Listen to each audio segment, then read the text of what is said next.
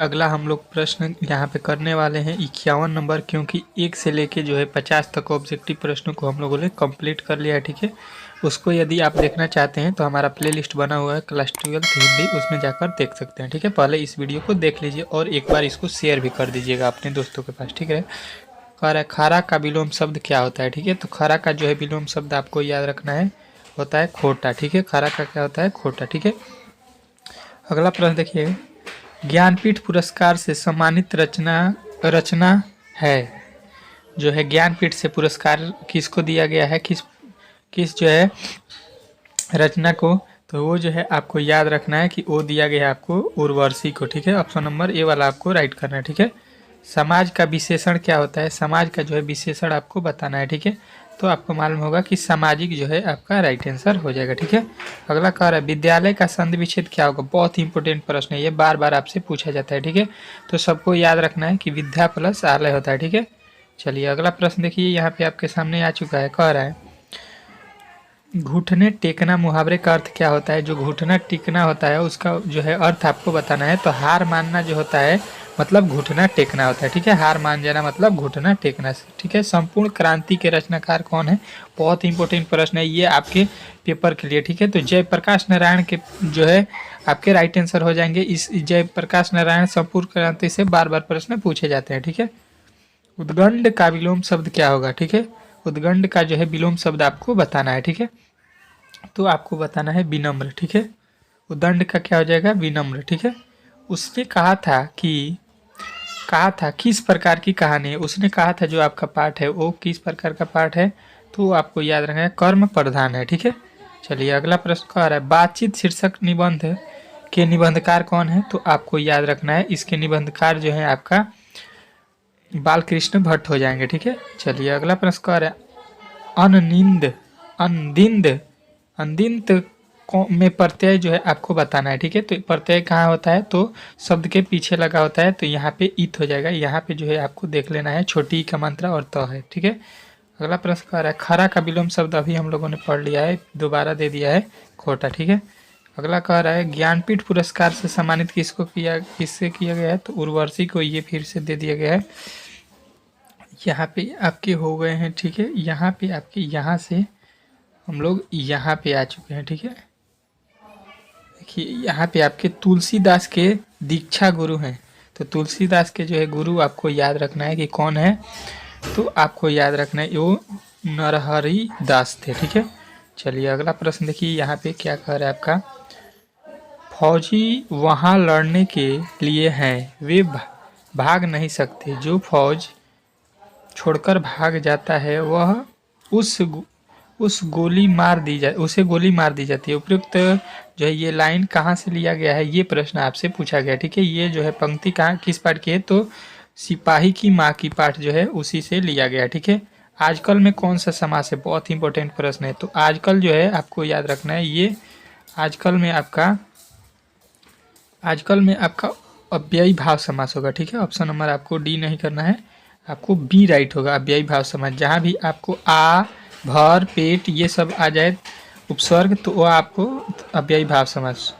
सूरसागर के कवि हैं, सूरसागर के कौन कवि हैं, तो आपको याद रखना है वो हैं सूरदास। ठीक है, चलिए अगला प्रश्न देखिए, कह रहे हैं पंचवटी कौन सा समास है। पंचवटी जो है वो कौन सा समास है, तो आपको याद रखना है द्विगु, क्योंकि यहाँ पे जो है आपके पहले ही पांच शब्द आ गया है गिनती का, इसलिए द्विगु हो जाएगा। ठीक है, खून पसीना एक करना मुहावरे का अर्थ क्या होता है, तो खून पसीना एक करना मतलब बहुत परिश्रम करना। ठीक है, चलिए अगला प्रश्न कह रहा है मलयज की रचना नहीं है। मलयज की रचना कौन नहीं है, तो आपको याद रखना है कि मलयज की रचना इनमें से कोई नहीं है। ठीक है, चलिए अगला प्रश्न कह रहा है उपवास में कौन सा उपस्वर्ग है, तो उपवास में जो है आपको याद रखना है कि उपवास में जो है उपस्वर्ग है। ठीक है, चलिए अगला प्रश्न कह रहा है सकार का विलोम शब्द क्या होता है। सकार जो है उसका विलोम शब्द क्या होता है, तो आपको याद रखना है तिरस्कार। ठीक है, निराकार, सकार का निराकार होता है।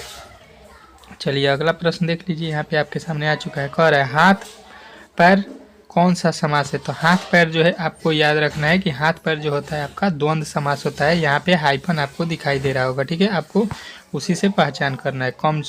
कामचोर कौन सा समास है, कामचोर जो है वो कौन सा समास है, तो कामचोर जो है आपको याद रखना है कि कामचोर जो होता है आपका तत्पुरुष होता है, ठीक है, तत्पुरुष समास होता है, ठीक है। आत्मा का विशेषण क्या होगा, आत्मा का जो है विशेषण रूप आपको बताना है तो आत्मीय हो जाएगा, जो कि ऑप्शन नंबर बी वाला आपको राइट करना है। नौवन का संधि विच्छेद आपको बताना है, नौवन का जो है संधि विच्छेद क्या होगा, तो आपको याद रखना है ने प्लस अन हो जाएगा, ठीक है। चलिए अगला प्रश्न आ रहा है, जिसने गुरु से दीक्षा ली हो, एक शब्द में कहा जाएगा उसको, तो आपको याद रखना है उसे हम लोग कहते हैं दीक्षित, ठीक है। चलिए अगला प्रश्न है, निंदा शब्द का विलोम शब्द, बहुत ही इंपॉर्टेंट प्रश्न है। निंदा का विलोम शब्द जो है आपको याद रखना है क्या होता है, प्रशंसा, ठीक है। चलिए अगला प्रश्न है, हार जीत कविता किस कविता संग्रह से ली गई है, तो हार जीत जो है आपको याद रखना है कि ये आपके कहीं नहीं वहीं से लिया गया है, कहीं नहीं वहीं से लिया गया है, ठीक है। अगला प्रश्न, लंबोदर कौन सा समास है, लंबोदर जो है आपको बताना है, तो लंबोदर जो है हम लोग गणेश जी को बोलते हैं, तो बोले कुछ और मतलब कुछ और लिख ले तो बहुब्रीही आपको याद रखना है, ठीक है। जैसे दशानन, निम्नलिखित में से निम्नांकित उदाहरण किस पाठ से लिया गया है, ये जो है किस पाठ से लिया गया है, ये प्रश्न आपसे पूछा गया है, ठीक है। तो आपको याद रखना है ये संपूर्ण क्रांति से लिया गया है, ठीक है। चलिए धरती का विलोम शब्द क्या होगा, धरती जो है उसका हम लोग विलोम शब्द क्या बोलते हैं, तो आकाश बोलते हैं, ठीक है। चलिए अगला प्रश्न देखिए आपके सामने यहाँ पे आ चुका है, कह रहा है निश्चय का संधि विच्छेद करना है। निश्चय का जो है संधि विच्छेद जब आप लोग करिएगा तो देखिए आधा स है, आधा स हमेशा आपके हलंत में चेंज हो जाएंगे, ठीक है। तो आपको जब भी आधा स कोई भी स दिखाई दे उसको हलंत में आपको चेंज करना होता है। उद्घाटन का संधि विच्छेद क्या होगा, ये आपसे प्रश्न पूछा गया, ठीक है। तो उद्घाटन का जो है संधि विच्छेद आपको याद रखना है उत प्लस घाटन, ठीक है। आधा जो है त में द बदल जाएगा, ठीक है। जन जन का चेहरा एक शीर्षक कविता के कवि कौन है, तो ये जो है आपको याद रखना है कि ये आपके हैं गजानन माधव मुक्ति बोध, ठीक है। चलिए अगला प्रश्न है, भाषण किस काल के कवि माने जाते हैं, भूषण किस काल के कवि माने जाते हैं, तो ये जो है आपको याद रखना है रीति काल के, ठीक है। चलिए अगला प्रश्न है, देवता का पर्यायवाची शब्द क्या होता है, तो देवता का जो है पर्यायवाची शब्द आपको याद रखना है देव होता है, ठीक है।